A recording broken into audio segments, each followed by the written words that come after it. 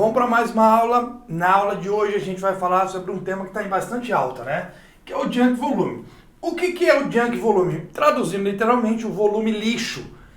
Muito se diz sobre o volume desnecessário ou o volume excessivo, um volume desperdiçado no treinamento.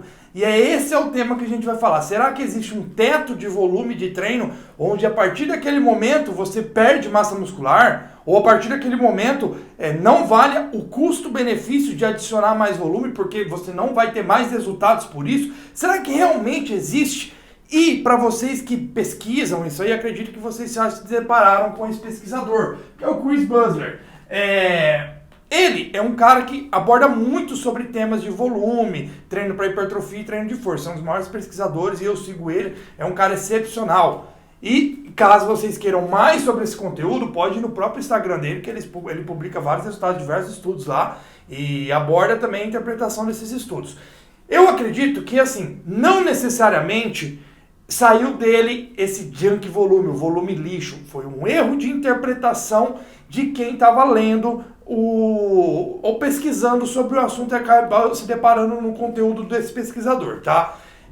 Porque em nenhum momento ele fala que determinado volume é o teto máximo para você ter resultados, que a partir dali você não vai ter resultados ou você vai perder massa muscular. Ele nunca disse isso. Então eu quero trazer para vocês destrinchar esse assunto aqui. E antes de entrar nesse gráfico, que é um gráfico que eu tirei do conteúdo do pesquisador, né, de um artigo dele, exatamente sobre o volume de treino e a quantidade de volume de séries eficaz dentro da mesma sessão de treino. E eu vou explicar ele para você. E esses achados que eu trouxe aqui são achados do próprio Chris Busler a respeito desse assunto. E, inclusive, de meta-análises mais recentes, que abordaram e encontraram, basicamente, esses achados aqui, tá? E a gente vai abordar, que são os achados mais evidentes que a gente tem dentro desse assunto aqui. Eu vou abordar com vocês. Eu acredito que algum de vocês já vai tentar bater o olho e ler, mas eu vou explicar um a um para vocês.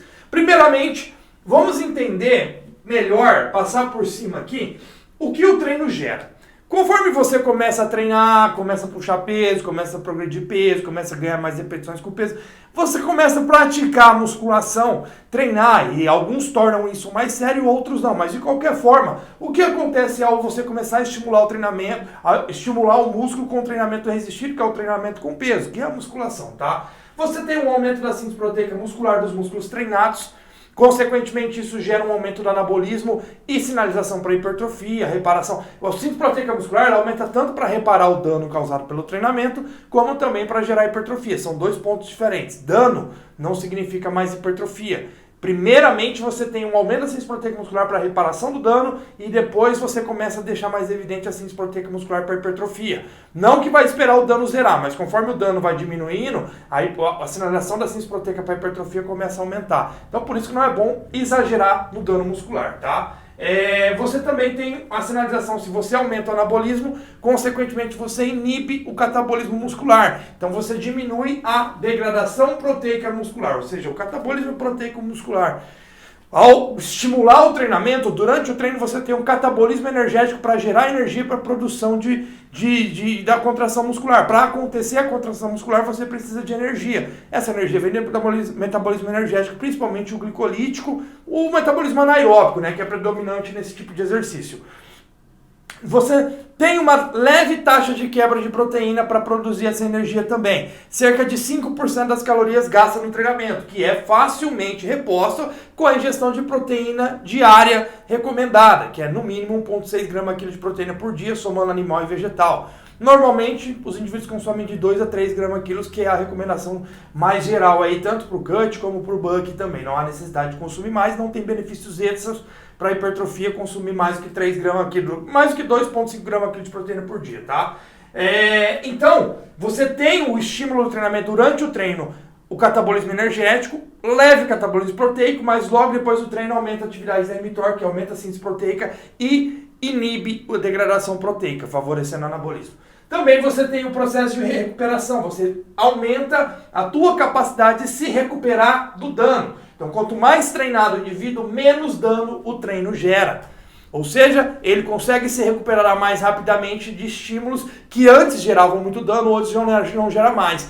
Obviamente, quando você aumenta o volume de treino, séries até a falha e tudo mais, você aumenta o dano. Mas esse indivíduo ele tem uma capacidade de recuperar mais facilmente e se adaptar mais rapidamente também, tá? Então, com o passar do tempo, meses e anos, você melhora a sua recuperação muscular e você diminui o dano gerado pelo treino.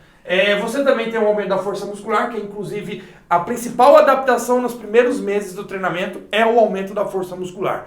Você vai notar um aumento da força muscular maior do que a própria hipertrofia nos primeiros meses de treinamento. Conforme você progride peso, mais difícil vai se tornando e continuar progredindo peso nos exercícios. Mas você ainda continua com ganho de força. Mesmo que mínimo, depois de anos, se você continuar treinando próximo da falha, treinando de uma maneira minimamente consciente do que está sendo feito, com boa técnica e domínio dos movimentos, você tende a ganhar força sim. A menos que você chegue lá e estacione para sempre, que é o caso de alguns que, pegam um peso que poderia fazer 20 repetições e fazem 10. Aí, nesse caso, você vai acabar estagnando os resultados gerais e também o ganho de força. Mas se você está sempre tentando se adaptar, ficar próximo da falha, você vai notar que uma vez ou outra você vai conseguir umas repetições a mais com aquele peso, ou vai pegar um pouquinho mais de peso para mais repetições. Então você tem a adaptação do aumento da força muscular com o tempo de treino.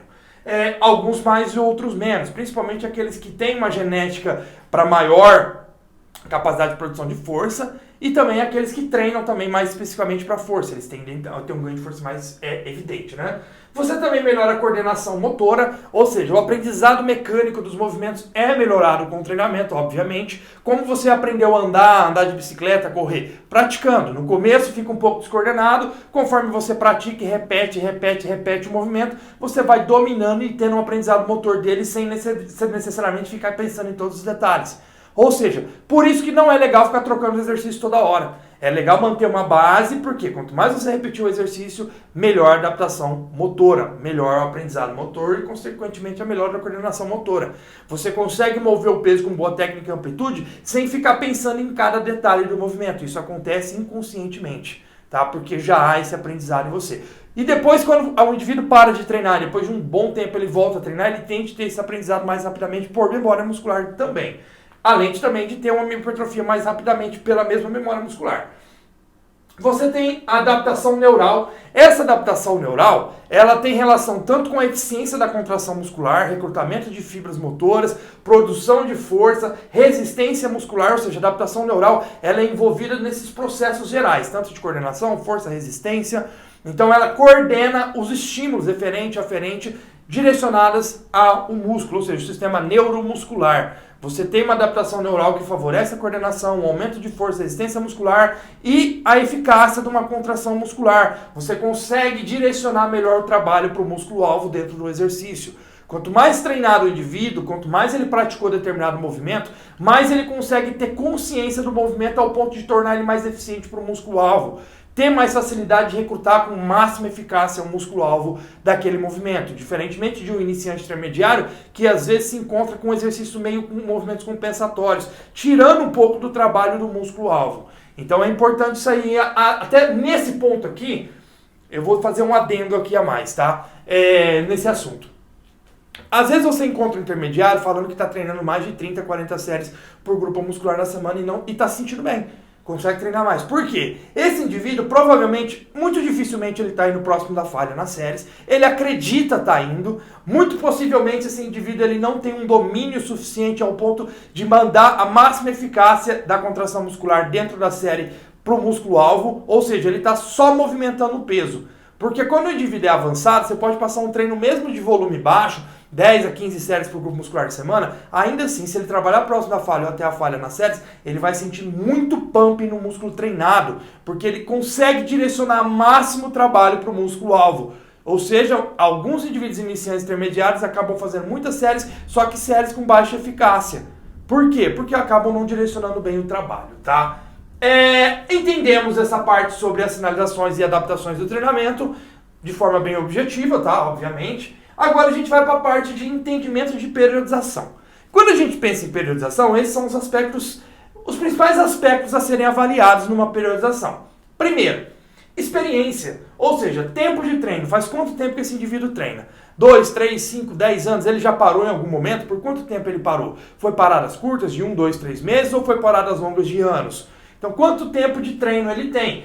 E, além do tempo de treino, porque só o tempo de treino não define o nível do indivíduo. Por exemplo, você pode ter um indivíduo que treina há 10 anos, mas um indivíduo que não faz exercícios básicos, não tem força, nunca treinou com seriedade, apenas foi na academia algumas vezes, faltou muito. Ou seja, não é um indivíduo com muita experiência, é um indivíduo que tem um tempo de treino, mas não necessariamente se traduziu em grande experiência. Isso se vale para qualquer atividade da vida, né? Às vezes você só faz algo sem se aprimorar naquilo. Aí você tem que levar em consideração o domínio. O que é o domínio? O quanto ele move de peso nos exercícios básicos com boa técnica e amplitude. O quanto ele entende de treinamento. Ele sabe quais exercícios recrutam peito, costas. Ele tem a mínima noção dos nomes de exercícios e o recrutamento do músculo daquele determinado exercício. Isso faz parte. Conforme a prática, você entende isso.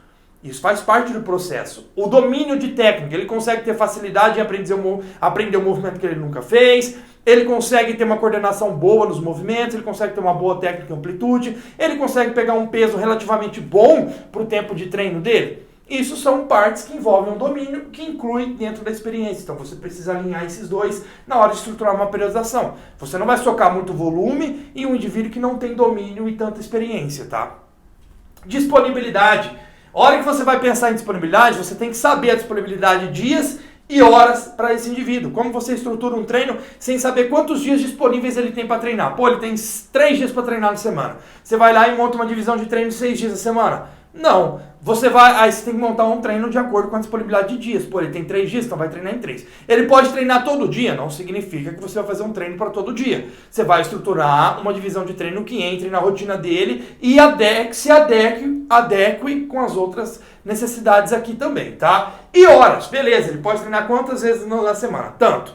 Beleza, vou fazer essa divisão de treino. Agora, quanto tempo ele consegue ter para treinar? 1 hora, 1h30, 2 horas, ele não se sente bem treinando mais do que 1h30, o desempenho cai depois de certo tempo, ou seja, a partir do momento que você tem disponibilidade de dias e horas, você entende quantidade de volume e divisão de treino, e aí você vai alinhar isso com a experiência. Pô, esse cara, ele vai começar com volume tal por grupo muscular em uma divisão de treino X. Ele precisa treinar todos os músculos da semana? Não necessariamente. Às vezes você pode fazer um sequencial onde sempre um músculo ou um treino fica de fora da semana. Aí na próxima semana ele começa por esse treino e assim sucessivamente. Ou seja, ele faz um ABCDF treinando 5 dias na semana. Aí ABCDE. Aí na próxima semana ele começa pelo F, aí ABCD. Aí na outra semana ele começa pelo E. Deu para entender? Sequencial. Você pode abordar uma divisão de treino assim, não necessariamente ele vai treinar todos os músculos na semana, mas ele vai ter uma sequência e se o volume for de acordo com o restante das avaliações aqui, ele vai ter hipertrofia também, tá? Capacidade de recuperação e capacidade de respostas. São duas capacidades bem individuais, tá? Obviamente os outros termos são individuais, mas também são termos generalizados. Por quê? Pô, o cara tem 10 anos de treino, beleza, o outro também tem 10 anos de treino. Você consegue traduzir, pô, o cara tem certo domínio, o outro também. Então você consegue equilibrar, pô, esse cara tem o mesmo tanto de dias e horas na semana para treinar do que o outro cara. Então são termos generalizados. Aqui já é mais individual e mais difícil determinar. Porque isso depende da tua interpretação do indivíduo e tempo de trabalho. Como você avalia a capacidade de recuperação? Pô, eu passei um volume de treino X, tantos treinos na semana. O desempenho dele de treino a treino tá bom? Tá ótimo? Tá conseguindo progredir repetições para média de peso ou mais peso para as repetições ou tá regredindo? Ou tá com muita dor tardia persistente que está atrapalhando o desempenho dos próximos treinos? Tudo isso é avaliado. Se tiver com dor tardia ao ponto de atrapalhar o desempenho no próximo treino, ou tá tão exausto que não está conseguindo impor um bom desempenho, por mais que os últimos treinos não tenham os mesmos músculos envolvidos que o treino de hoje, ou seja, a recuperação desse cara não é tão boa. Por mais que ele possa ser um indivíduo avançado, a capacidade de recuperação atual dele não está tão boa, tá? Capacidade de resposta é o quanto ele responde ao treino. Pô, coloquei um volume baixo de treino, ele respondeu bem e está tendo um ótimo resultado. Se você aumentar, provavelmente ele vai continuar tendo uma boa resposta. Mas talvez você pegue o quê? No limite da recuperação. Às vezes você adiciona um ponto onde o desempenho começa a regredir, recuperação também, aí você retrocede o volume, ele vai continuar respondendo bem. Então a capacidade de resposta é o que você vê no físico dele. Não tem como você ter exatidão, mas você vai manipulando e ganhando essa experiência. Por isso que, preferencialmente, eu sempre começo com um aluno novo com um volume menor do que ele já vem fazendo. Se ele me relata que está fazendo 30 séries na semana, eu sempre começo com umas metade.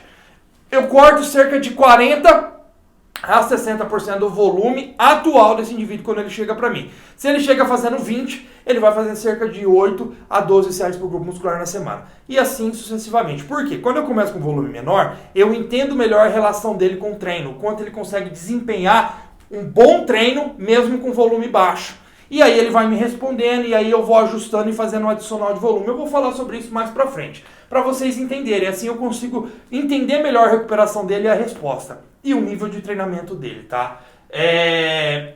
Por exemplo, um indivíduo um intermediário fazendo 40 séries. Você passa 15 séries pro cara, pô, só isso, aguento fazer muito mais. Só que esse cara ainda precisa ter o quê? Um aprendizado mecânico ao ponto de saber extrair mais do treino. E ele vai ter essa adaptação melhor fazendo menos volume para ele conseguir entender melhor o movimento, se recuperar e aprimorar isso aí, ao invés de ficar socando volume desnecessário.